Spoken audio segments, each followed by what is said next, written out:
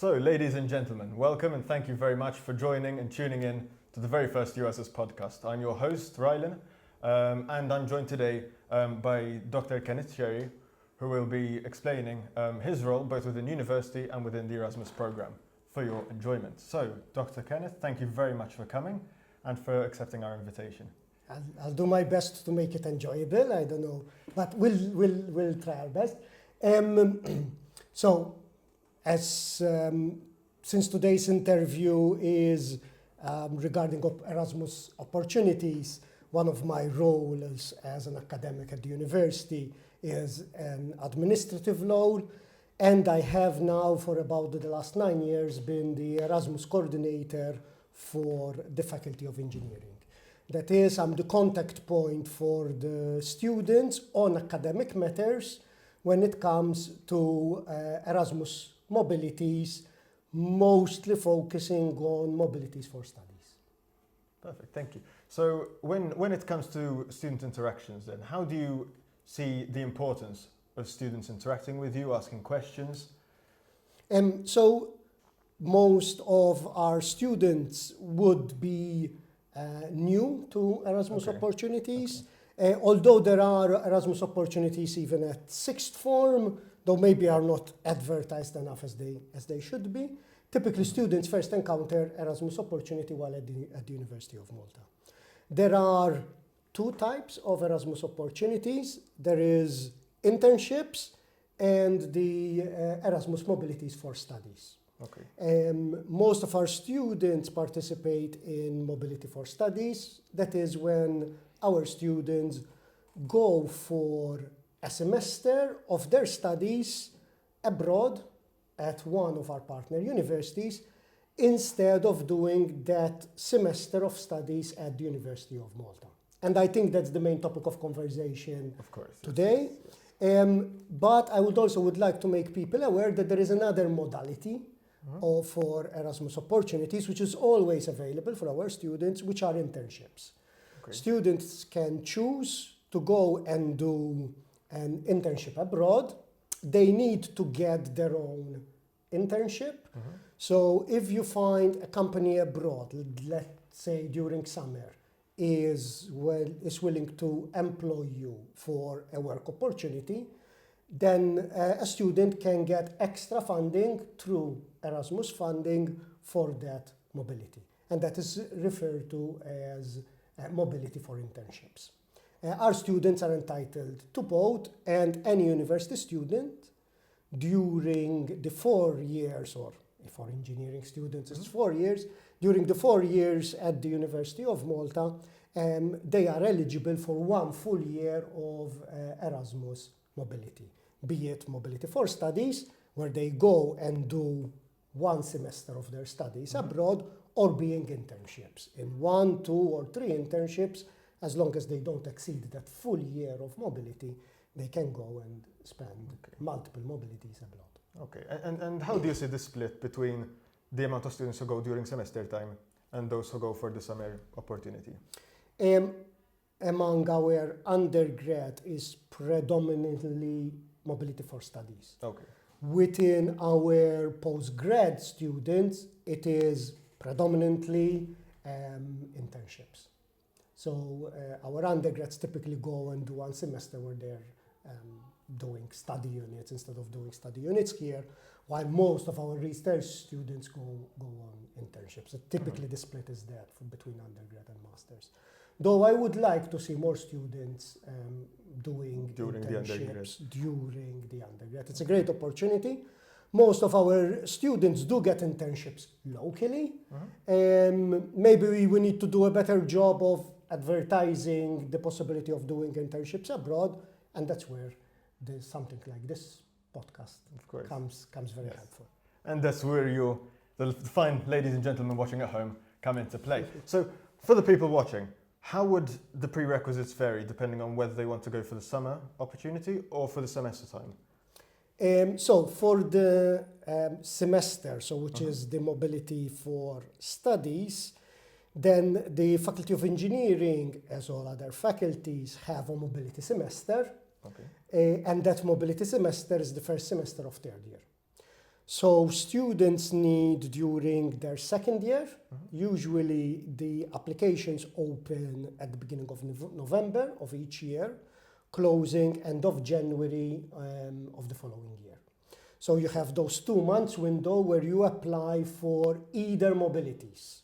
Okay. But to go for a mobility the following academic year, you need to apply the academic year before. So we're currently at the end of 2025, and currently the applications are open for mobilities in the academic year 26-27. Okay.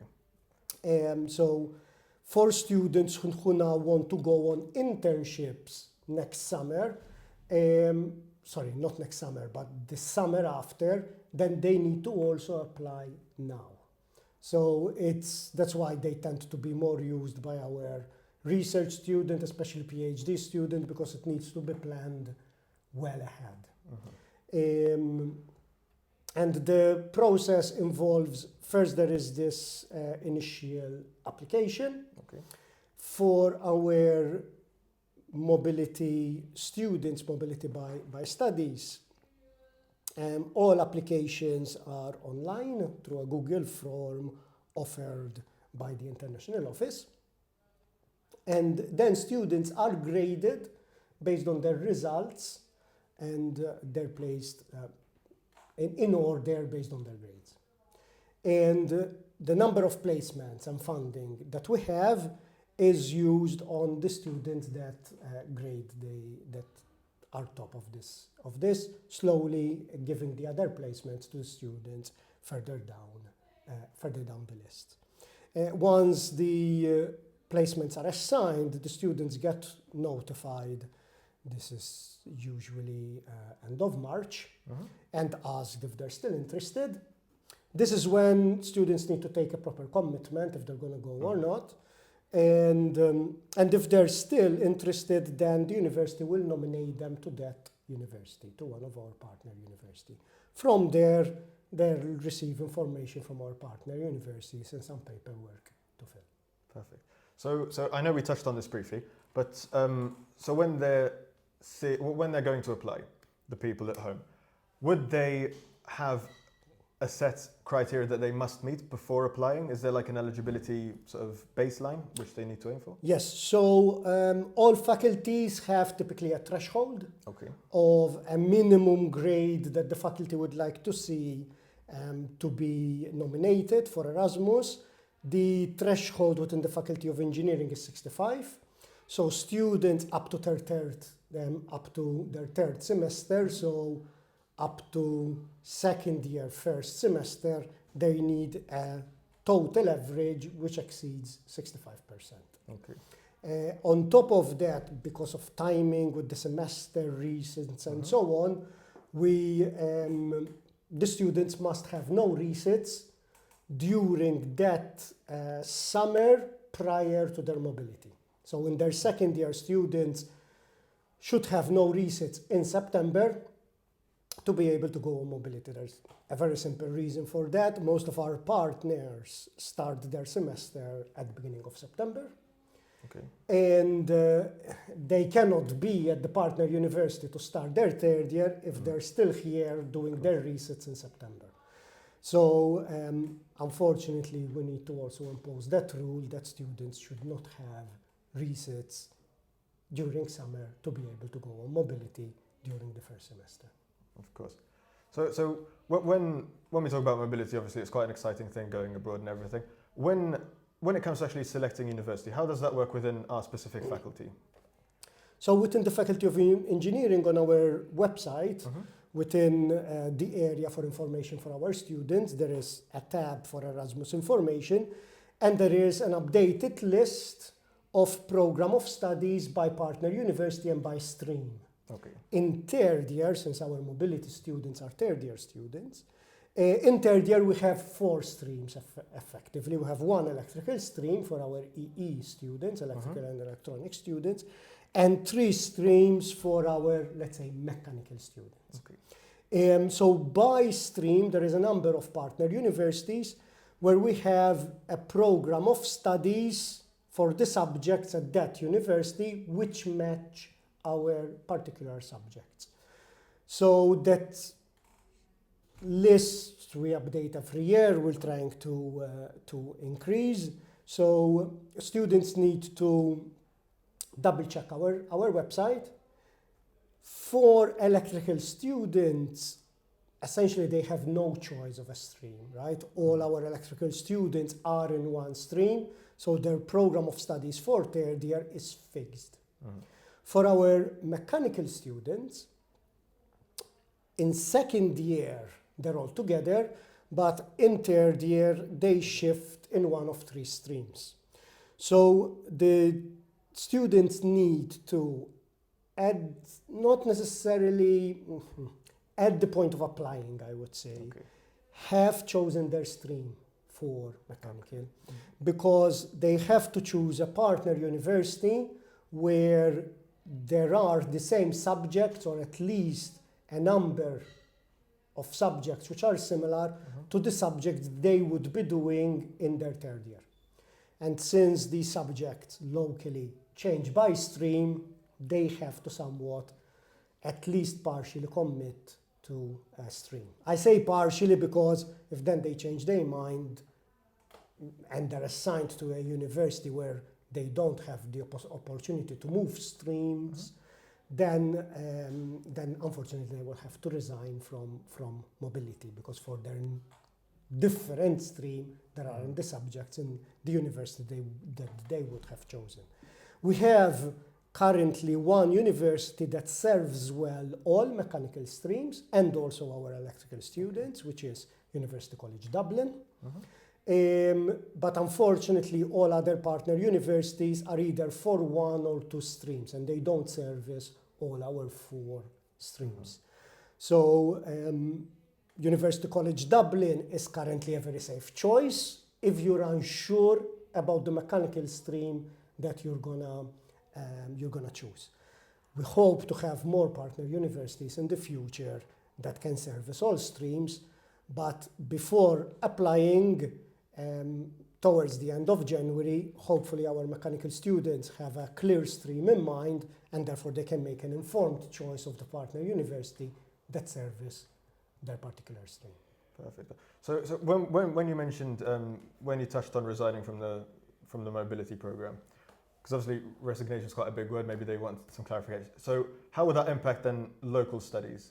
Like say they had to resign, how would they then carry on from the University of Malta?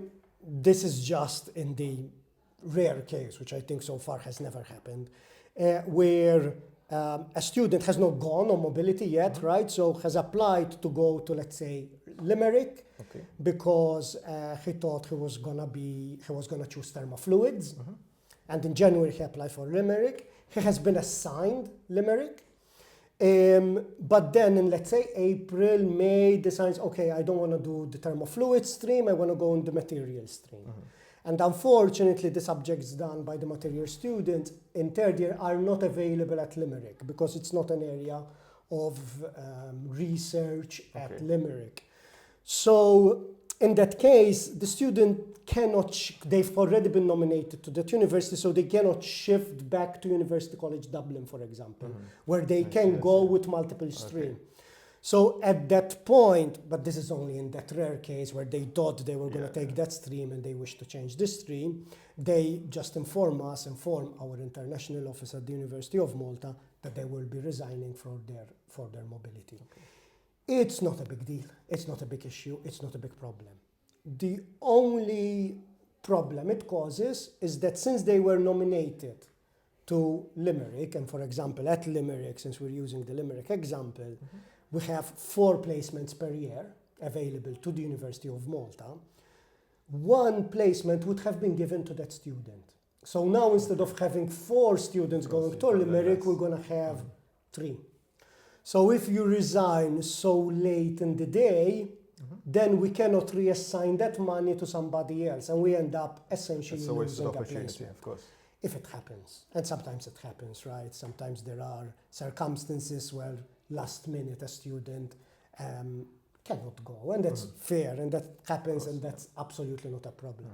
But that's why the procedure of the international office is that you first apply by the end of January, then you get kind of assigned a university, but then they will check with you again if you're still interested. And before they make it official and they nominate you officially, they double check with you that it's okay. So kind of the application in January is more, I would say, like a show of interest, that you're interested in going. Okay. But by the time then you're asked, is it okay? Can we nominate you? Once you're actually assigned a university, then that's, I would say, the threshold where if you're unsure, you need to really make up your mind. But up to that point, absolutely no harm done. Even later on, students can still resign. It's not an issue. The only problem is that placement and that funding would have been lost. We could have sent another student, and unfortunately, we're losing one placement. Of course. So how would that change then in terms of the process of application? Where, say, a student out there, they know what stream they're going to go for, they're ready to apply. What do they then need to show to you or to the international office in terms of paperwork, applications, grades, maybe proof of grades? Yes.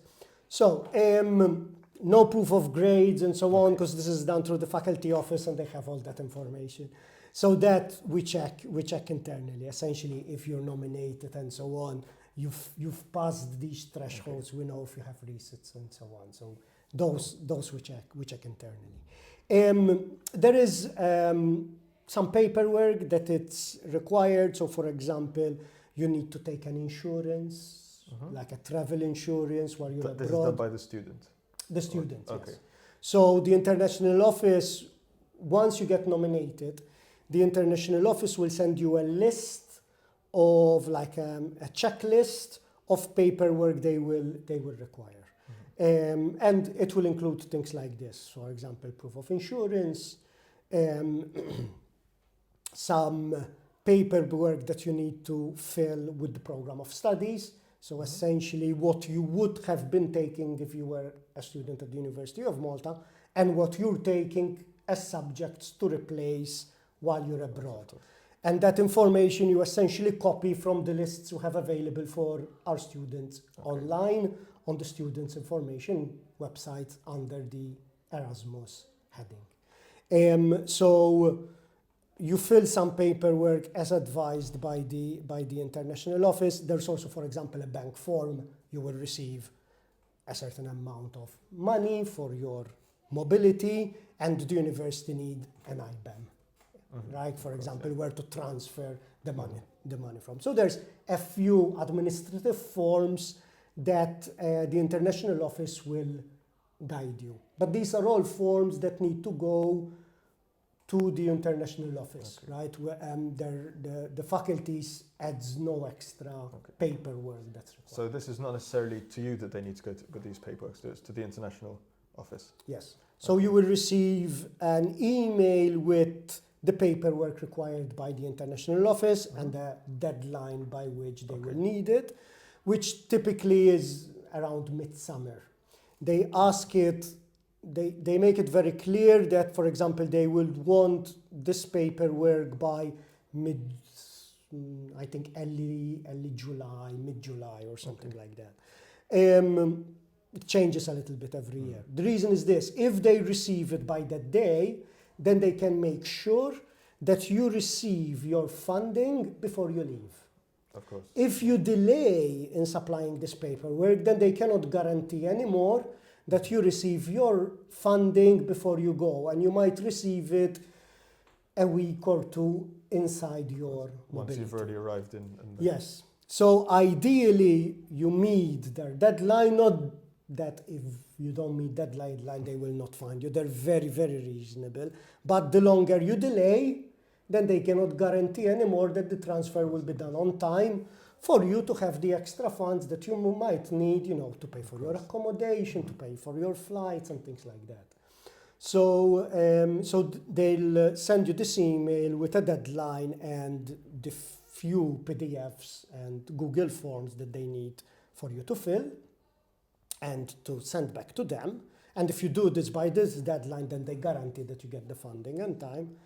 Eventually, you get also contacted by the foreign institution. So if you're going to, we're using Limerick as an example before, one of our partner university, if you're nominated for Limerick, you will receive also an email from the international office in Limerick with some paperwork that they require from you, typically from them. It changes a little bit from university to university. Some of them will also require proof of insurance, travel insurance, standard travel insurance.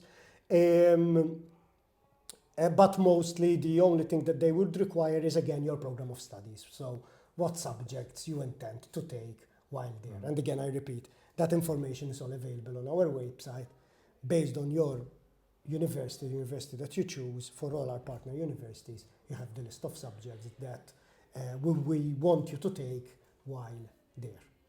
This list of subjects includes our preferred choice, so what the university is asking you to take. It could happen that once our students go on Erasmus, there will be some timetable clashes. Okay. If there are any timetable clashes, the list also include a few other optional units that students can take as an alternative. Instead, such that they don't then clash with the... In case there are some timetable clashes. That is fairly standard. Timetables from our partner universities change because our program of studies and the program of studies of our partner universities don't necessarily match perfectly. It could be that some of the subjects that you do with us in third year are fourth year for them or are second year from them. So you might take a mix of second year and third year units, and therefore you might end up with some timetable clashes. Typically it's not many, it will be one subject and so on. So we also provide a number of alternative units which are already approved by the faculty that the students can take as alternatives. Cool. So when, because obviously they've got different study units they can choose in case they need to, in case there's a clash, they can select others. Obviously each study unit has its own ECTS credits associated with it, and some people suggest that maybe there's something about conversions of ECTS, matching of points. How does that work from the faculty's end? Yes, so again, it's not really from the faculty's end. These are set by the Erasmus at EU level. Okay. And that's why some years ago, many universities decided to follow the Bologna Convention, which is a way, it's what sets the ECTS value. So all European universities that follow this European protocol have ECTS values which are equivalent. Okay. So 5 ECTS at the University of Malta are equivalent to 5 ECTS at Limerick. The only difference, for example, keep using the Limerick example, at Limerick their subjects are 6 ECTS, while at the University of Malta our subjects are 5 ECTS. So when you go to Limerick, you take 5 subjects which are 6 ECTS, giving you the 30 ECTS that we typically do in one semester. While at the University of Malta, you would have taken 6 subjects of 5 ECTS each for the 30 ECTS. But the ECTS value is equivalent. Okay. Then in terms of conversion, there are standard conversion tables per university. So some universities might grade an A down to 70. Others grade an A up to a 90, and 89 is already a B. So they have different brackets. We are aware of those brackets, so the conversion is done in the fairest possible way. So it remains fair, right? So we're not given a disadvantage or an advantage to maybe students who stayed or students who went on Erasmus, that students get the fair grade that they deserve when they're abroad. Some universities only give a grade, so the conversion is by grade. Other universities, like the University of Malta, give a mark and a grade. So when we have the mark, the conversion is done with the mark. Of course. Because that is a 90 is a 90. Of course. And then that translates to what a 90 means at the University of Malta. When a university only gives a grade, then there is a conversion based on added information that that university would have provided to the EU, essentially. So if NA for them is only up to 90, then we know that, for example, NA at that university needs to be an A+ at the University of Malta, and that the students get the middle of that range as his mark, when only the grade is kind of provided. So then the grade is converted as a mark in the middle of that grade range. So that's how the conversions are typically done. So there's not much to worry about then. It's a straight conversion. You know what the foreign university's grade, how they compare to us, and then an equivalent level of success is then attributed to the student based on that. So, And it's not even something that is decided by the faculty and not even the university. It's something that has been decided at EU level, and there's a conversion between universities. It's actually a conversion that is university to an EU standard and then the EU standard to Malta. So it's set outside our So it's really nothing to worry about then. Yeah. So a concern that some people may have is how stipend continues from how it is currently, as in studying locally, to how, aside from obviously funding that comes from Erasmus, how their stipend would continue once they're abroad. I haven't checked this because there were some changes in the stipend not too long ago, but up to a short while ago, stipend continued. Okay. I can confirm that again, possibly, and then maybe we can make a little asterisk at the bottom of the. You will see an asterisk appearing here, which you'll now make reference to, ladies and gents. But up to a few years ago, the stipend continued in the normal way, and on top of that, students received the Erasmus funding for their mobility. I don't think that has changed, but we'll confirm, and as we said, we write it down here. Of course, with our fine editing skills. So obviously, money is closely associated with housing. So how would people apply for housing? Is it something they need to apply for themselves? Are there designated routes to apply for housing, or how does? So students need to apply for housing by themselves. Okay. But when they receive the information from their partner university, from the foreign university, one of the links would be student accommodation.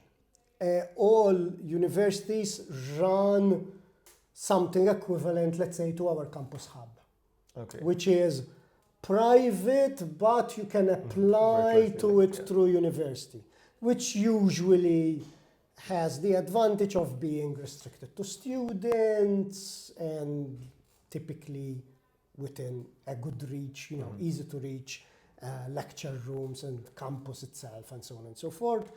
So all our partner universities have, let's call it the equivalent of campus hub, but some private accommodation which is aimed at university students. It is not guaranteed for Erasmus students. Okay. So you can apply. Once you're certain that you're going, if you apply early, you might have better chances, but it's not guaranteed. Most university, even campus hub, is not guaranteed for our incoming Erasmus students. Also, it's not necessarily the cheapest the students can find. Of course, yeah. But yes, it is down to the student to find accommodation. My advice to the student is, let's say, for example, the current situation for electrical students, they're choosing between UCD in Dublin, University College Dublin in Dublin, or Split, University of Split in Croatia. The cost of housing is very different between the two. Yes. Dublin is very expensive, Split is much cheaper. So my recommendation is always for the students, before even they take a decision about the university, to take such aspects into consideration. Of, look, you know how much funding you will receive for going to Ireland, because the funding that you receive, of course, changes by country, because the cost of living changes by country. But from feedback that I've got from students over many years, although Erasmus tries to compensate for more expensive countries, certain countries tend to be more expensive Of course, than others. So if that might be a problem, then I do recommend for students to keep that in mind when they're taking their decision.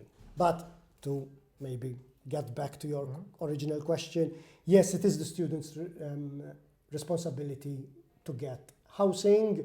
The partner university sends a link to their housing. That housing is not guaranteed. We had some students, for example, going to the Czech Republic some years, no, to Ireland.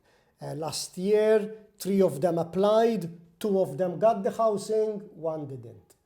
So it's luck at the end of the day, because they have many applications and they can't accommodate everyone, obviously. They cannot accommodate everyone. Okay. So from the same feedback then that you received this, like, is there any other sort of things that students might find surprising, like when they, or unanticipated when they went, aside from costs, cost of living, etc.? Is there anything else that students don't expect to think about before leaving? I hope that thinking about accommodation is not something that they leave to the last minute. It has happened in the past. Take notes. Take notes. No last minute. It has happened in the past that student resigned in like mid-August. Okay. Going, sir, because I'm looking for accommodation and I've seen it's really expensive. You've applied to go on Erasmus by the end of January. You should have looked at accommodation prices, not be surprised in August that accommodation was expensive.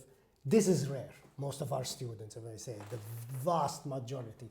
But it has happened with 1 or 2 in the past. So I hope that is not a surprise. And we're saying it now, so it shouldn't be for whoever is listening to this.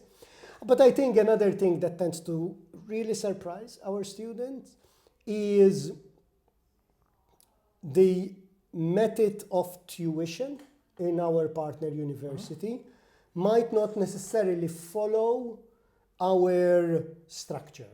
So method of assessment for us is typically 90-80% of your final grade is an exam at the end.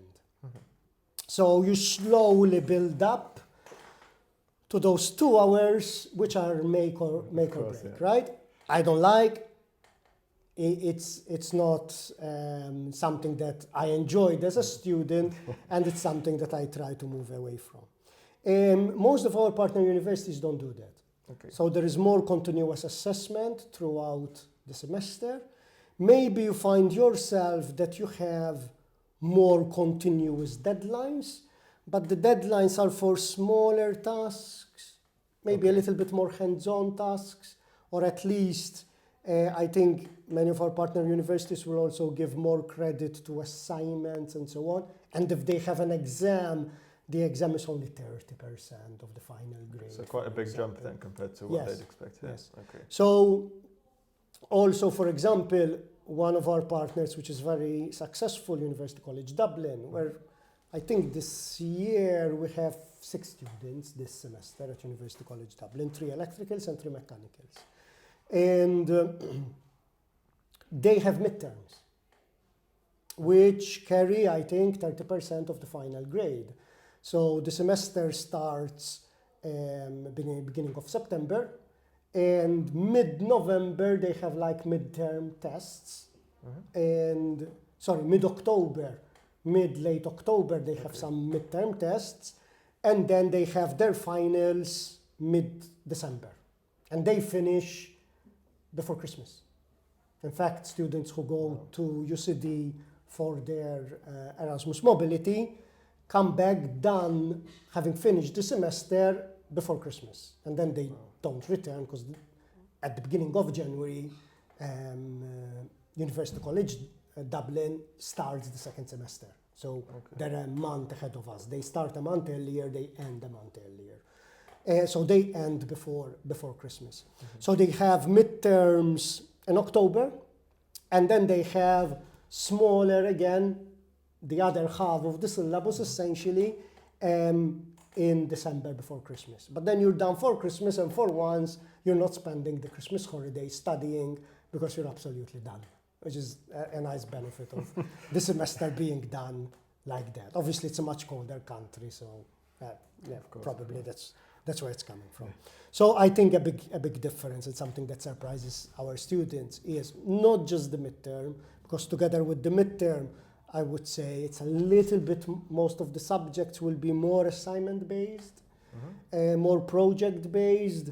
You'll be assessed throughout, but then the exam is less stressful because it's not literally 2 hours and it's 90% of your grade. And if those 2 hours go bad, then you kind of fail the subject for which you worked for all semester. So I think that is something that often surprises our student, I would say. Okay, so if academic side aside, if something were to happen, be it at home, be it in their personal lives, for whatever reason they need to drop everything, leave everything and come back, is that possible? How can it be done? What are the repercussions from doing so? All right. Of course it's possible, but we never had very drastic situations, right, of I need to return maybe for personal health reasons and I need to be home for personal health reasons. In these special circumstances, students can return, and with valid proof, then they will not have to return all the Erasmus funding, right? So Erasmus has funding associated to it. Of course, they can return if they need to. In special circumstances such as health and so on that are deemed serious enough, then let's say if they were on Erasmus for a month, then the university the Erasmus funding won't ask for, because Erasmus funding doesn't come from the University of Malta, comes from the EU, and then the part that's left to the University of Malta is managed by our international office, but it's just managed by the international office. Although they're asking for the money back, but because they have to give it back themselves. So when the money is asked for back, they will not ask for all the money because you're not coming back. Because you've had enough. Yes, because you've had enough or whatever, right? Yeah. You're coming back for valid reasons. Okay. Then we'll only ask back for part of the money. If you've been for a month, it was okay, we're not going to give you the following months, but of course, these expenses that you've done so far are covered. If students are coming because they decide maybe they're missing home and they're coming back, then that's not deemed a circumstance. And they'll have to refund the Erasmus funds. Okay. On top of that, there is the question of what happens with that semester of study, right? So if they return back after, let's say, a week, then fine, they can join the program as if they didn't lose that week. They join our program and they continue here as third year. But if they come back after 2 months, more complicated, yes. It gets way more complicated. And then that is seen on case-by-case basis. In the 8 years that I've been doing this, it has never happened. But, it could happen next year. It didn't happen this year, luckily. We'll hope not. So all students are doing well. But yes, I understand it can happen in special situations that are deemed reasonable. The university and the EU are reasonable. In situations where it's like I'm missing home, that's not considered reasonable, unfortunately, unless there are circumstances that can be proven medically that it was important, and in those cases then it's fine as well. Though still, if it's 2 months in, the question remains, then you're not going to do the exams there. Can you do the exams here because you lost 2 months, right? So, and it's many subjects and so on. Then it's case by case then. It's really a case by case basis. I see. So say someone feels that their reason is valid to go through this. Who would it be? Who would be their contact person? Would it be the local international office? Would it be the one here? Or so they would need to inform the international office at their host university that they're leaving, because they need to be informed, need to be aware, just by email. And again, they can send one email to CCing the international office at their host university, the international office at the University of Malta, and the Faculty of Engineering. So the faculty office at the University of Malta. And then they will disseminate that email to the people who need to be aware of it accordingly.